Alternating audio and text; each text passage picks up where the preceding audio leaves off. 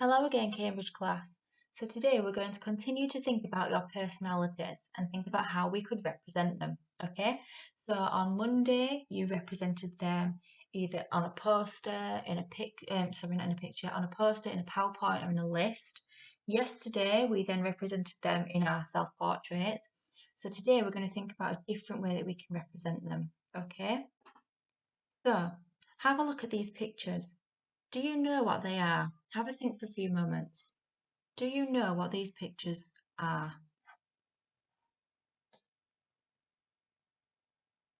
Okay, so in these pictures are something called a totem pole, okay? So can you see how in each picture quite a few different types of animals stacked on top of each other? Yeah? Can you see that? So what we are going to do today is we are going to think about what animals represent our personalities, and we are going to create our own totem pole, okay? So, first of all then, what is a totem pole? So a totem pole symbolises a family, a clan, or in this case, an individual. Okay, so it's going to represent you. The Native Americans created this tradition and say that these totem poles have animals on them which represent the person, family, or clan. Okay, so they choose the animals based on their personalities. They believe that these animals are with you for life and guide you with your decisions throughout your lifetime. The animal at the top of the totem pole is usually the one that acts as your main guardian. So this is the animal that you feel most represents you. Okay?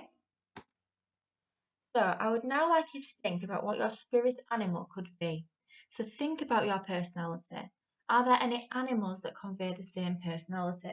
So for example, I might say that a rabbit might convey my personality, okay, because they can be nervous and I'm quite a nervous person sometimes. So because I am nervous and rabbits are nervous, they could convey my personality. So a rabbit could be my spirit animal. If you are courageous, you could say that a lion represents your personality, okay? Because lions are very brave and bold. And if you think that that's you, then you could say that a lion represents your personality and is your spirit animal, okay? Does a certain type of animal consistently appear in your life? Not necessarily physically, but maybe through dreams or on cards that you've received. So, for example, if you've got birthday cards, is there an animal that's common to those birthday cards quite often that's noticeable?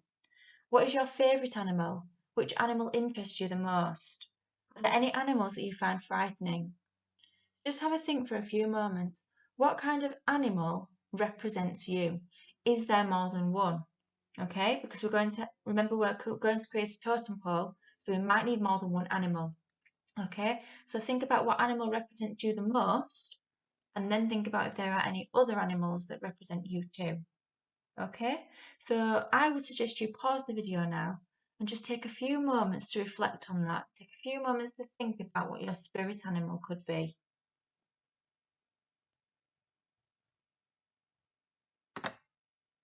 Okay, so I want you to make sure that you've chosen 3 animals that you think represent you. The animal that you think can most relate to you will sit on top of your totem pole with the other 2 underneath. So it's like a scale, okay? So at the bottom will be the animal that least represents you, on the top will be the animal that most represents you, and the one in the middle will be the one in between, obviously. Okay? So I'm going to now show you some Native American totem poles.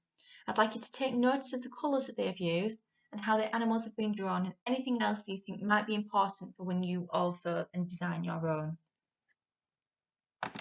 Okay, so have a look at these ones then. Have a look at the colours that have been used. Have a look at the eyes maybe of the animals. Have a look at maybe what looks like tribal makeup. Do you know like when tribes smear lines across the faces? Well, it looks like it's been done here, doesn't it? It looks like they're wearing tribal makeup. For example, with the green eyes and then the red lips. Every single animal seems to have very bright red lips, doesn't it? Okay. They seem to be using quite bold colours, okay, so no pale pinks or anything like that. Very bold, very in your face colours, okay, lots of white on some of them, okay, but then also lots of different colours in different places. okay, making them really stand out. Okay, a lot of the eyes look quite penetrating, don't they? They look like they're staring right at you. They look quite intimidating almost. And they all seem to have large beaks for noses, and then the mouths all seem to be turned down as if they are either angry or a bit upset, maybe. Okay, so the mouths are all turned down, bright red mouths.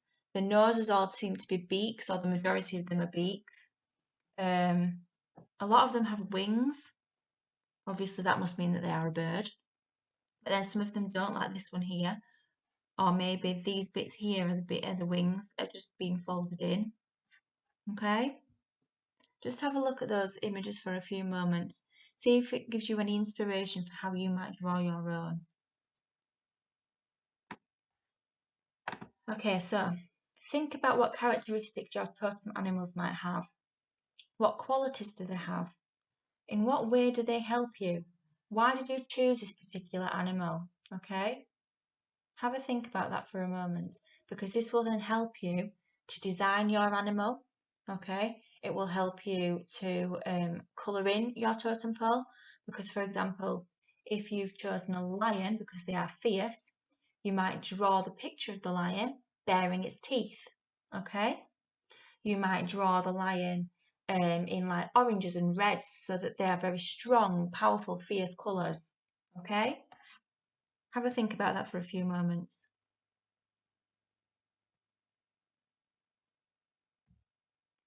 Okay, so now is the time to design your totem pole.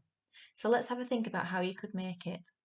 So you could make a model of your totem pole. So if you've got any spare toilet roll tubes or kitchen roll tubes laying around, you could draw onto those your animals and stack them in three. Okay. If you've not got anything to make a model out of, you could draw a picture and focus more on the colours. So you could draw a picture of your totem pole and split it into three. Focus on the colours that you are going to colour your totem pole in. If you wanted to be really clever, you could use ICT somehow to complete your totem pole, okay? And that's where you're going to get your really bold colours, isn't it, from using the computer. However you decide to do your totem pole, I'm going to be very interested to see. So please take a picture of it and email it to me. I'll speak to you soon, Cambridge.